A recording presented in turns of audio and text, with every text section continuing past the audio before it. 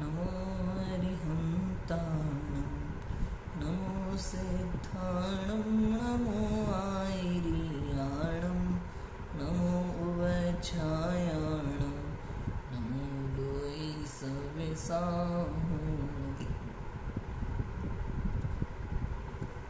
आचार्य मानतुंग स्वामी द्वारा विरचित यह भक्तामर स्तोत्र, जिसका सामान्य अर्थ हम देख रहे हैं। 38 नंबर का श्लोक हमें पढ़ना है। उन्मत्त हस्ती भय भंजक, अर्थात पागल हाथी के भय से भी रहित। आपके आश्रित जो जीव रहते हैं उनको पागल हाथी का भी कोई भय नहीं होता। देखो पढ़ते हैं क्या लिखा है। च्योतन्मदाविल विलोल कपोल मूल मत्त भ्रमरनाद विवृद्ध कोपम् ऐरावताभमिव मोद्धत पापतन्तं दृष्ट्वा भयं भवति नो भवदाश्रितानाम्। क्या लिखा है। च्योतन मदाविल, अर्थात च्योतन माने होता है झरता हुआ, झरना, झरते हुए। मदाविल अर्थात मद जल से मलिन। विलोल कपोल मूल, विलोल माने होता है चंचल, चलायमान, चंचल, विलोल। कपोल मूल अर्थात गंड स्थल पर।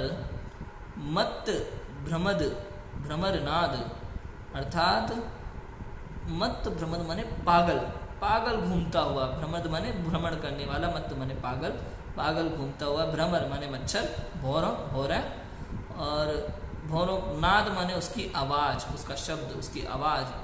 विवृद्ध माने जो बढ़ाता है। क्या?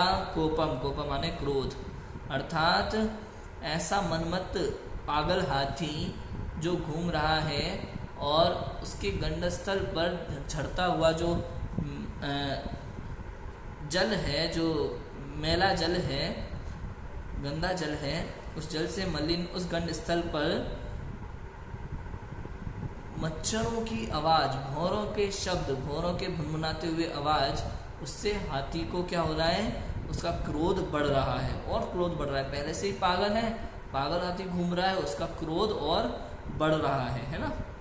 आगे ऐरावताभ मिभ मुद्धत मापतंतम, अर्थात ऐरावताभ, ऐरावत की तरह उद्धत माने उद्दंड एवं इस हाथी को। ऐरावताभम एवं इस हाथी को, ऐरावत की तरह हाथी को। मुद्दत माने उद्दंड। मापतंतम अर्थात आपतंतम सामने आते हुए। दृष्टवा देखकर भी। भयम भवति नो अर्थात भय नहीं होता। भवदाश्रितानाम अर्थात जो आपके आश्रित हैं उनको। आपके आश्रय में जो जीव है ना, उन्हें पागल हाथी का भी डर नहीं है। क्रोध जो क्रोध में, मद में चूर है, ऐसा पागल हाथी। अहंकार में चूर है, क्रोध में है, ऐसा बड़ा ऐरावत की तरह पागल हाथी जो है, उसका भी भय नहीं है। किन जीवों को? जो आपकी शरण में है उनको। ऐसा भाव इसमें आया है। हे नाथ, झरते हुए मद से जिसका कपोलों का मूल भाग अर्थात गंड स्थल मलिन तथा चंचल हो रहा है, और उस पर उन्मत्त होकर भ्रमण करते हुए भौरे अपने शब्दों से जिसका क्रोध बढ़ा रहे हैं, ऐसे ऐरावत हाथी के समान आकार वाले उद्दत अर्थात अंकुश से भी बस में न आने वाले हाथी को देखकर भी आपके आश्रय में रहने वाले पुरुष उससे भयभीत नहीं होते। अर्थात आपके शरणागत को मदोन्मत्त गजों से भी कोई भय होता नहीं है। अरे हाथी सिंह का झुंड भी आ जाए ना, तो जो जिनेंद्र देव की शरण में उनको भय होता नहीं है। धर्म की शरण में कर्म का भय होता नहीं है। आप देखो जंगल में मुनिराज रहते हैं कि नहीं रहते, आत्म ध्यान में लीन होते, जिनेंद्र भगवान के मार्ग पर चल रहे हैं। उन जिनेंद्र भगवान की शरण में जो मुनिराज हैं, जो जिनेंद्र भगवान के मार्ग पर चल रहे हैं, भयंकर वन में भी चाहे सिंहों की गर्जना हो रही हो चारों तरफ, उनको भय नहीं होता। वे आत्म ध्यान में मग्न रहते हैं, अतीन्द्रिय आनंद का भोग कर रहे होते हैं। महिमा है ये जिनेंद्र मत की, ऐसा ही है। जैन दर्शन ऐसा ही है। अन्य दर्शनों में आप देखोगे तो आप उनके मंदिर भी जाओगे तो हाथों में तरह तरह के हथियार मिलेंगे। किसी के हाथ में धनुष मिलेगा, किसी के हाथ में सुदर्शन चक्र, तो किसी के हाथ में तलवार मिलेगी, किसी के हाथ में कुछ और मिलेगा।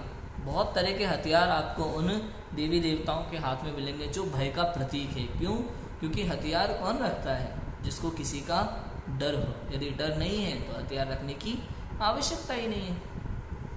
उनके हाथों में हथियार है। और आप जिन मंदिर में आओ, जिनेंद्र देव को किसी का भय नहीं है। आँख भी नहीं खोले हुए कि कोई आ रहा होगा, नहीं, अपने नासा दृष्टि मुद्रा अपनी आत्मा में लीन है। कोई भी आए जाए, कुछ भी कर जाए, उन्हें कोई डर नहीं है, किसी का कोई डर नहीं है। ऐसे हमारे दिगंबर मुनिराज होते हैं, बिल्कुल जिनेंद्र देव की तरह। उन्हीं की शरण में ना, उन्हीं के जैसे तो हैं, और हमारे लिए उन्हीं की समान परम पूज्य भी हैं। तो वनों में उनको किसी का भी भय नहीं होता। पागल हाथी तो छोड़ो, पागल शेर आ जाए तो उसका भी भय नहीं है किसी को भी, जो जिनेंद्र देव की शरण में है। याद है ना, सेठ सुदर्शन शमशान में ध्यान करते थे जा कर के, और उनके ऊपर कैसा उपसर्ग आया था उस रानी के द्वारा। तलवार से गर्दन काटी जाने वाली थी राजा के आदेश पर, लेकिन उनको रंच मात्र भी भय नहीं था। वो जिनेंद्र देव की शरण में थे।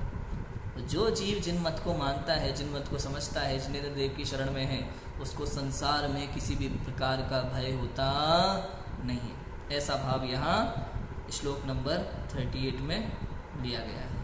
ठीक है, इतनी बात अभी यहाँ हुई है। आगे 39 नंबर का श्लोक है, सिंह भय निवारक। देखो, सिंह के भय की बात भी आ गई है, इसकी चर्चा हम करते हैं ना। ओम नमः सिद्धेभ्यो।